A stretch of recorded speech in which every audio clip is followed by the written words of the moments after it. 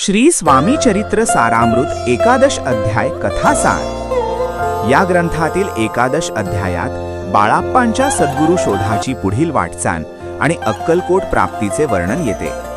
मागील अध्यायात बाळाप्पांना मुरगोड येथे थांबल्यानंतर कळते की अक्कलकोट येथे श्री दत्त यती रूपाने प्रगट आहेत। तरीही स्थानिक ब्राह्मणांच्या सांगण्यावरून ते प्रथम गाणगापूर येथे जातात।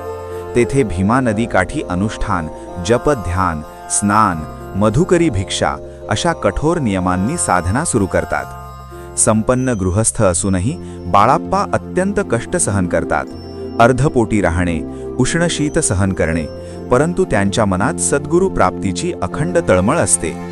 एका सेवेकऱ्याच्या आग्रहाने काही दिवस त्याच्या घरी जेवण घेतात, पण संकोच वाटल्याने पुन्हा भिक्षाचरण स्वीकारतात। झोळीतील भाकरी पाण्यात भिजवून साधेपणाने उदरनिर्वाह करतात।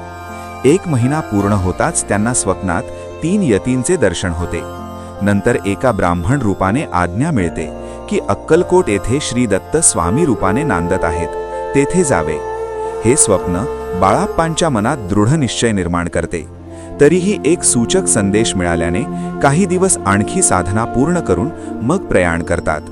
प्रवासात शुभ शकून होतात आणि दुसऱ्या दिवशी ते अक्कलकोट येथे पोहोचतात। तेथील वातावरण अत्यंत पवित्र, आनंदमय व भक्तिमय असते।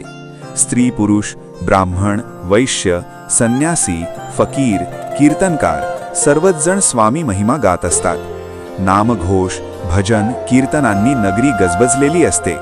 ही नगरी वैकुंठा समान भासते। बाळाप्पांना आपल्या पूर्व पुण्याचे समाधान वाटते।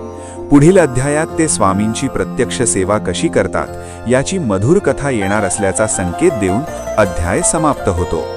या अध्यायात बाळाप्पांच्या चिकाटी, त्याग, कठोर साधना आणि अखेर अक्कलकोट प्राप्तीचा आनंद यांचे प्रभावी चित्रण आहे। नमस्कार।